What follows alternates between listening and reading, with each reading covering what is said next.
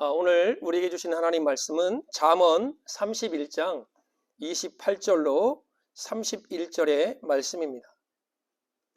우리 한 절씩 교독하겠습니다. 제가 28절 읽겠습니다. 잠언 31장 28절로 31절의 말씀입니다. 그의 자식들은 일어나 감사하며 그의 남편은 칭찬하기를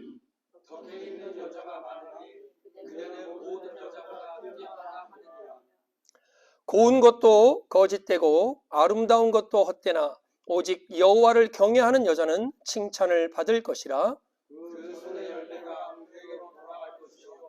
그 행한 일로 말미암아 성문에서 칭찬을 받으리라. 아멘.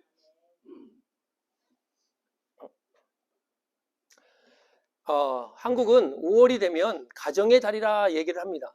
그래서 얼마 전에 어린이날을 보냈습니다. 그리고 또 어린이날이 지나면 어버이날이 오죠. 그래서 어버이날이 또 지나면 스승의 날이 옵니다. 그래서 어린이날 용돈을 받았던 친구들이 별로 요즘은 기분 좋아하지 않는데요. 왜? 받은 용돈이 어버이날과 스승의 날에 또 다 나가기 때문에 적자랍니다. 그래서 5월은 우리가 가정의 달이라는 말을 하죠.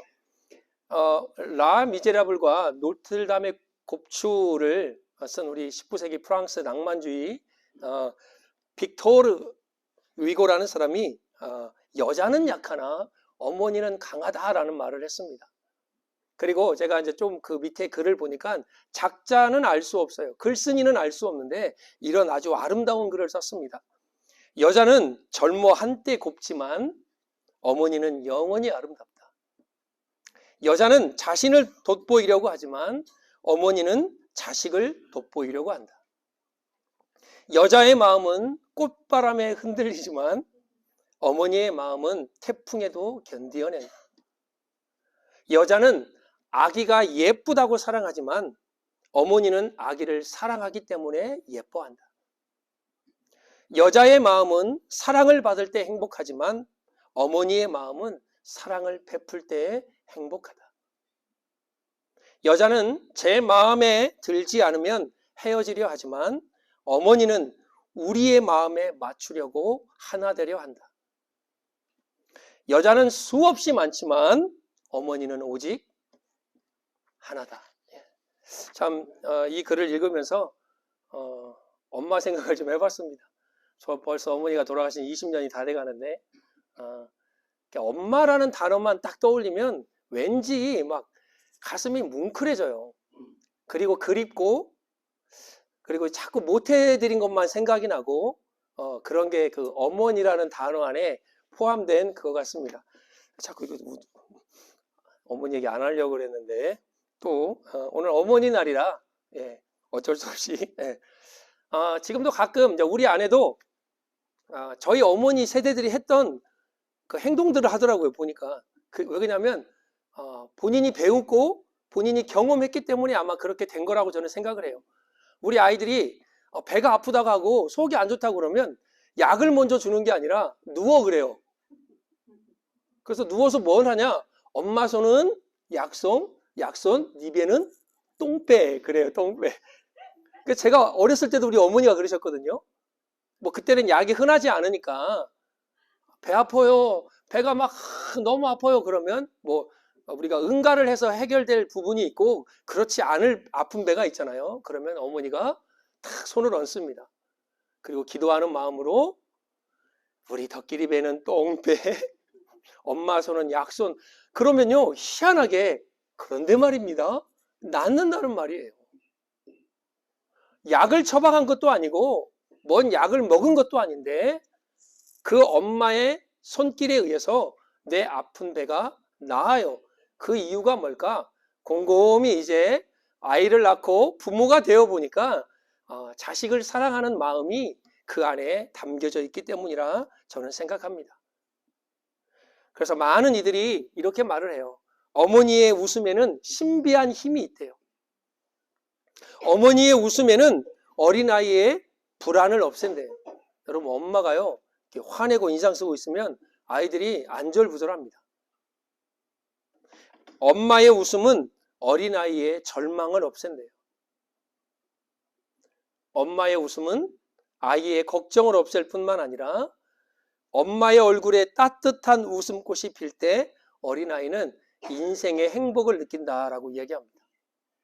오늘 이 자리에 모인 모든 어머니들, 여러분의 웃음꽃이 활짝 피어나기를 원합니다.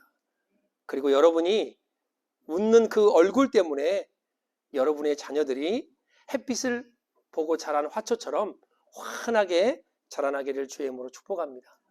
오늘 읽었던 잠언 31장은 잠언의 마지막 장입니다.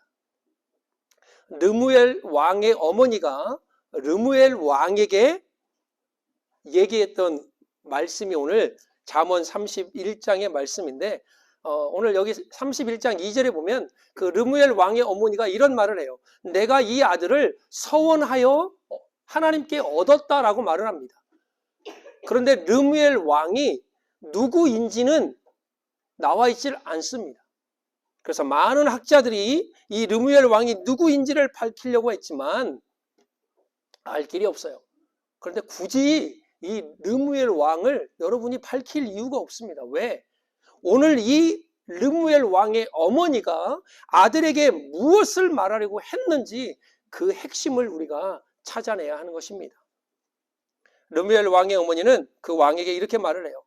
인내와 정의에 초점을 두고 아들을 교훈하는 장면이 오늘 9절까지 쭉 나와 있습니다. 너가 성적인 것을 조심해라. 포도주와 독주를 멀리하고 술 취하지 말라. 그 이유는 너가 그 술 때문에 법을 잊어버리고 억눌린 자, 가난한 자, 정말 억압받는 자의 판결을 잘못하고 불리하게 할 수 있으니 술을 멀리하라라고 말합니다. 그리고 가난하고 궁핍한 자를 위해서 공의로 재판하라라고 말씀하면서 자녀에게 올바른 충고를 하고 그 자녀가 은혜 안에 자라가게 원하고 그 아이들이 믿음 안에서 커갈 수 있도록 돕고 교훈하는 여인을 저는 현숙한 여인이라 생각을 합니다. 그 바로 연이어서 10절에 보면 누가 현숙한 여인을 찾아 얻겠느냐? 그의 값은 진주보다 더하니라 라고 말합니다. 그럼 저는 오늘 어머니날 여러분들 모두가 다 현숙한 여인이 되어지기를 주의 이름으로 축복합니다. 그래서 믿음의 가정을 세워가고 자녀를 올바른 길로 인도하고 여러분이 섬기는 교회나 사회 공동체 속에서 여러분을 통하여 하나님의 이름이 높아지고 여러분이 인정받는 그런 현숙한 여인. 성경은 이 현숙한 여인을 뭐라 말합니까? 성격이나 인품이 고귀한 가치가 있는 여인을 말합니다. 잠언에서요, 최고의 아내, 최고의 여자를 가리켜 말하는 단어가 바로 이 현숙한 여인입니다. 고상한 여인, 덕이 있는 여인, 남을 섬길 줄 알고 부지런하며 지혜가 있는 여인을 가리켜 바로 현숙한 여인이라 말을 합니다. 요즘 세대는 다 그렇지는 않습니다만 배우자를 선택할 때 세속적이고 물질적인 것이 기준이 되어버렸어요. 가끔 제가 중국의 이제 결혼 풍습에 대해서 나온 걸 봐요. 근데 중국 여자들이 상당히 독특하더라고요. 남편에게 요구하는 게 너무 많아요. 집은 있어야 되고 차는 있어야 되고 달달이 200만에서 300만을 나한테 줘야 되고 그러니까 남자들이 생각하다가 야, 내 월급 너 다 주면 나는 뭐 먹고 사니? 그러니까 그 여자들이 그건 당연한 거 아니에요? 나는 결혼을 하는 이유가 내가 풍족하게 살기 위해서 결혼하는 거예요 라고 말을 합니다. 근데 요즘 시대는 너가 얼마를 가졌니? 얼마를 보유하고 있니? 너가 시집 올 때 장가 올 때 얼마를 해줄 수 있니? 라는 것을 많이 보는 시대가 되었습니다. 다는 아니지만. 그러나 성경은 지혜가 있어서 고귀한 진주보다 더 귀한 가치를 지닌 여자를 선택하라고 말을 합니다. 오늘 본문에서 지혜로운 여인, 현숙한 여인에게 주어지는 찬사가 있습니다. 우리가 읽었죠? 28절부터 31절에 세 가지의 칭찬과 찬사와 인정을 받는데 저는 그 인정과 찬사가 여러분에게도 동일하게 일어나기를 축복합니다. 그 첫 번째가 뭐냐? 바로 오늘 본문 28절, 29절입니다. 바로 가정에서의 인정입니다. 그의 자식들은 일어나 감사하며 그의 남편은 칭찬하기를 덕행 있는 여자가 많으나 그대는 모든 여자보다 뛰어나다 하느니라 라고 말합니다. 여러분, 아이들을 키우면서 가장 최고로 우리가 들을 수 있는 찬사가 무엇일까요? 저는 어머님, 아버님, 감사합니다 라는 말이 우리가 들을 수 있는 최고의 찬사라고 생각합니다. 얼마 전에 온라인상에 어느 큰 도로에 5월 8일 날 프랜카드가 하나 걸려 있어요. 그게 인터넷상에 아주 뜨겁게 이슈가 되는데, 그게 뭐냐면 5월 8일 날 현수막에 꽃으로 퉁칠 생각은 하지 마라. 권사님 잘 못 알아듣으셨죠? 저 꽃, 어버이날 꽃 가지고 꽃 하나 주고 퉁칠 생각하지 마라, 어버이날. 그리고 그 밑에 발신, 우리 엄마 이렇게 써놨어요. 그래서 그 글이 이제 그 프랜카드가 인터넷상에 올라와가지고, 야, 우리 엄마랑 어쩜 이게 똑같니? 막 하면서 이렇게 줄줄줄 막 댓글이 막 달려 있었는데, 웃자고 하는 얘기겠죠. 어버이날 가장 많이 쓰인 문구가 어머님, 아버님, 그 은혜에 감사하며 사랑합니다 라는 단어입니다. 사랑합니다, 감사합니다, 그리고 세 번째가 뭐냐? 죄송합니다입니다. 부모님의 사랑에 감사하면서 그 사랑을 알면서도 그 사랑에 부응하지 못한 것에 대한 죄송한 마음이 이 세 단어에 담겨 있다라고 저는 생각합니다. 감사합니다, 사랑합니다, 죄송합니다. 성경이 말하는 현숙한 여인은요, 가정에서 인정받는 여인입니다. 오늘 11절부터 이제 그 현숙한 여인의 모습이 쫙 나와요. 그런데 세계 만국의 공통 같습니다. 우리 한국의 어머니들의 모습이 어떻게 잠언에 그대로 들어가 있는지 모르겠어요. 그러나 모든 여인의 공통점이 여기에 포함되어 있는 것 같습니다. 13절에 보면 부지런히 손으로 일하며, 15절에 밤이 새기 전에 일어나서 자기 집안 사람들에게 음식을 나누어주며, 16절에 밭을 살펴보고, 18절에 밤에 등불을 끄지 않고 그렇게 일했잖아요, 우리 어머니들이. 20절에 곤고한 자에게 손을 펴고, 21절에 자기 집 사람들을 위해서 준비하며, 27절에 자기 집안을 살폈다라고 말을 합니다. 이게 바로 우리 어머니들 아닙니까? 지금 바로 우리 여기 앉아 계신 어머니들의 모습이 아닙니까? 자녀를 위해서, 가정을 위해서 애쓰고 힘쓰고 잠을 못 자고 아이들을 위해서, 가정을 위해서 애썼던 부모님의 우리 어머님의 모습이 이 안에 그대로 담겨 있습니다. 그런데 우리는 여기서 한 단계 더 나아가야 될 게 바로 27절의 말씀입니다.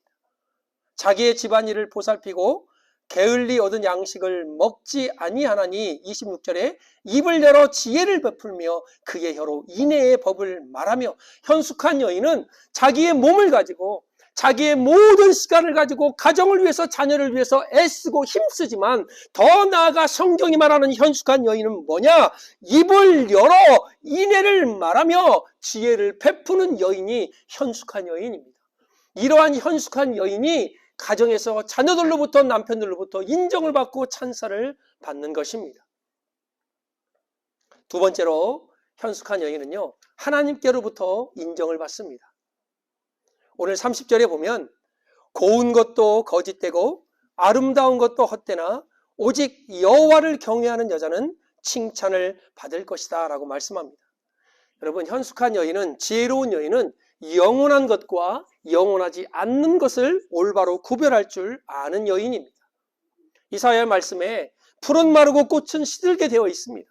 그러나 여호와의 말씀은 영원히 선다라고 말씀하죠. 그래서 지혜롭고 현숙한 여인은 영원한 것에 투자할 줄 아는 사람입니다. 우리 아이들에게 때로는 물질을 좀 덜 줄 수는 있어요. 내가 가지고 있는 소유를 덜 줄 수는 있어요. 그러나 그 아이들에게 영원한 것을 줄 알아야만이 그 여인이 현숙한 여인이 될 뿐만 아니라 하나님께로부터 인정을 받을 수 있다는 것입니다. 우리 아이들이요, 뭘 물려줄 게 많이 계시겠지만 그것도 그 아이들에게 물려주면 또 그 아이들이 받지만 그것도 영원하지는 않습니다. 그러나 변함이 없고 영원한 하나님의 말씀, 믿음의 유산을 그 아이들에게 물려주면 그 유산은 영원하기 때문에 그 아이의 자자손손 계속해서 그 유산은 물려지게 되어 있는 것입니다. 제가 사진 한 장을 보여드릴게요. 저는 이 그림만 보면 가슴이 뭉클해요. 제가 볼 때는 배경이 한 1950년, 60년대 시대에 같습니다. 저 성경책이나 밑에 찬송가를 보면 아주 헤어질 대로 다 헤어졌죠. 예배당에서 어린 아이를 등에 업고 또 좀 자란 아이는 그 엄마의 모습을 보고 있습니다. 저는 바로 한국 교회를 이끌었던 힘이 바로 이 어머니의 기도라고 생각합니다.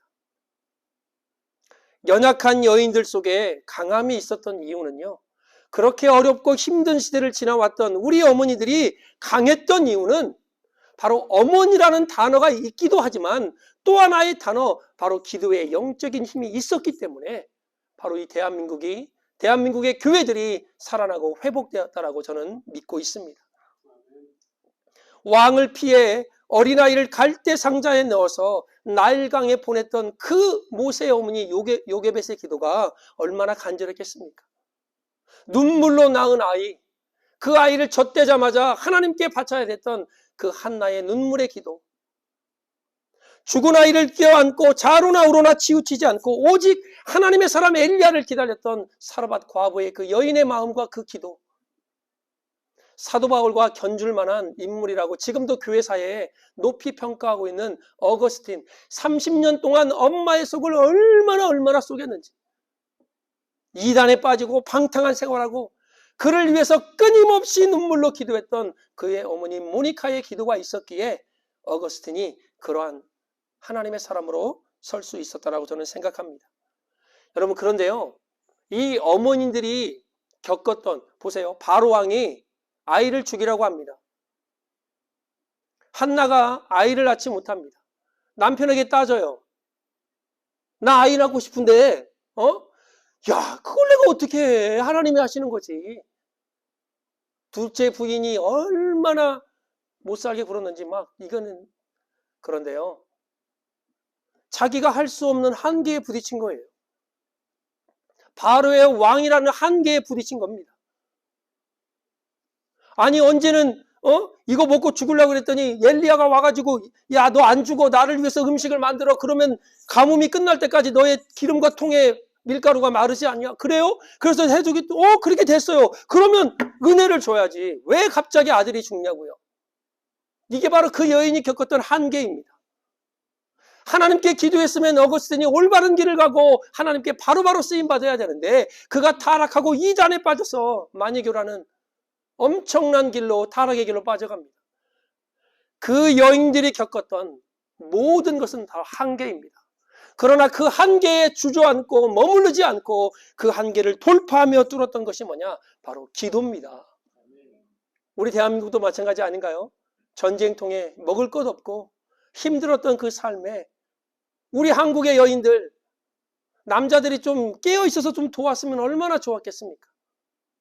선교사들이 들어와 보니까요, 술, 담배, 여자 문제로요, 난리가 아니에요, 한국이. 저 어머니들의 기도, 자기가 맞닥뜨렸던 그 한계를 넘어서서 그 앞에서 좌절하고 포기하지 않고 무너지지 않고 그 여인들은 기도로 돌파하였습니다.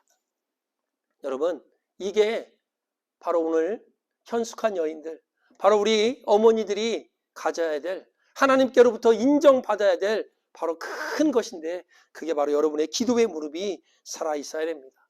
어제 우리가 시편 17편을 말씀을 보았습니다. 다윗은 어렸을 때부터 하나님과 동행했던 사람입니다. 그래서 하나님의 사랑이 무엇인지를 아는 사람이에요.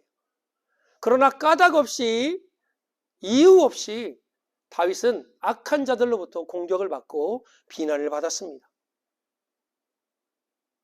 상황이 전혀 달라지지 않는 그 삶 속에서 다윗은 시편 17장에 보면 7절에 하나님의 기이한 사랑을 내가 알았다라고 고백을 해요.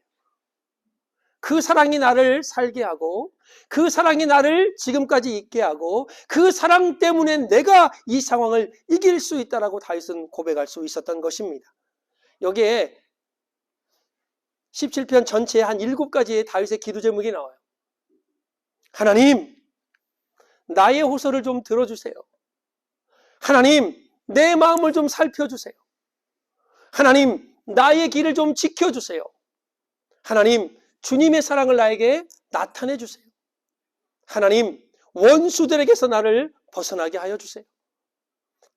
하나님, 일어나셔서 악인들을 향하여 대항하시고 그들을 넘어뜨리시고 나를 구원하여 주옵소서. 마지막이 얼마나 멋진 고백인지 몰라요. 하나님, 제가 주님의 얼굴을 보게 하여 주옵소서.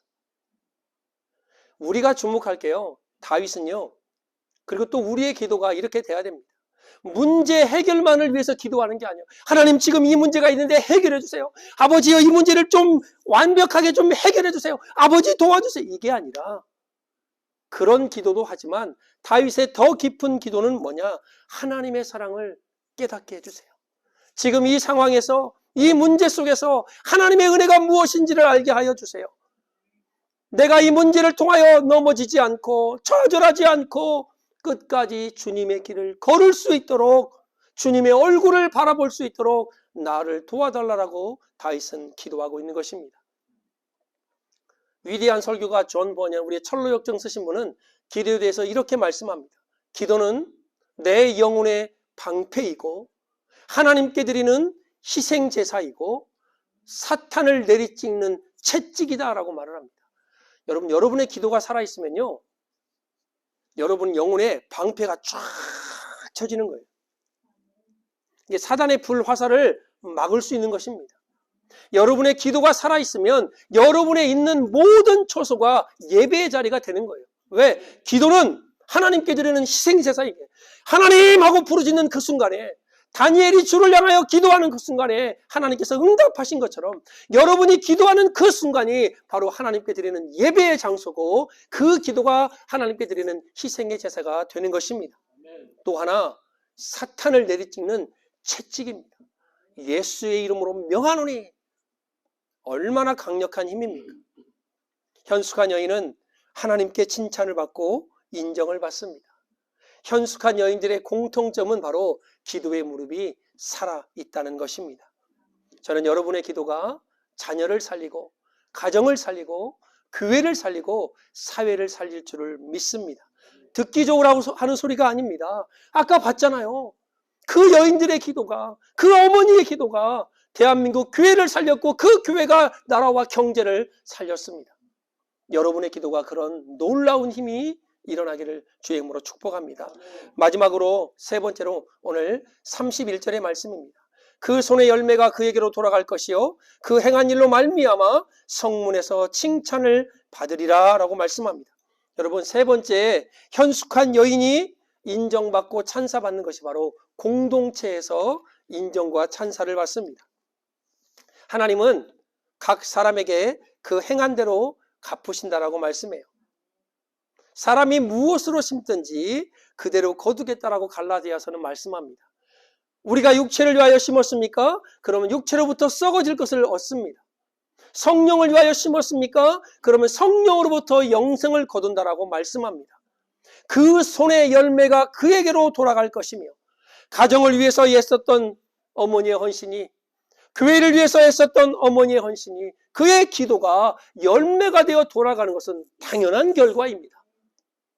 한 가지 더, 여러분이 행한 일로, 여러분이 이룬 공로가 성문 어귀 광장에서 칭찬을 받는다라고 말을 해요. 여러분, 그 당시의 성문은요, 상점과 노점 등이 많았고 사람이 붐비는 지역이었습니다. 그래서 성문에서 계약이 성사되고 증거가 됩니다. 우리 룻기에 보면 그 보아스가 그 친족에게, 기업 물을 자에게 거기서 계약하는 장면이 나오잖아요. 그러니까 성문에서 그런 일들이 이루어졌습니다. 또한 선지자들이 이 성문에서 하나님의 말씀을 외치기도 했습니다. 고대 이스라엘에서는요, 성문이나 마을 어귀에서 지혜를 가르치기도 했습니다. 또 이 성문에서 재판을 하고 인생의 문제도 토론하는 것이 성문이었습니다. 그래서 성문에서 무언가를 잃었다는 것은요, 공식적인 인정을 받는 것입니다.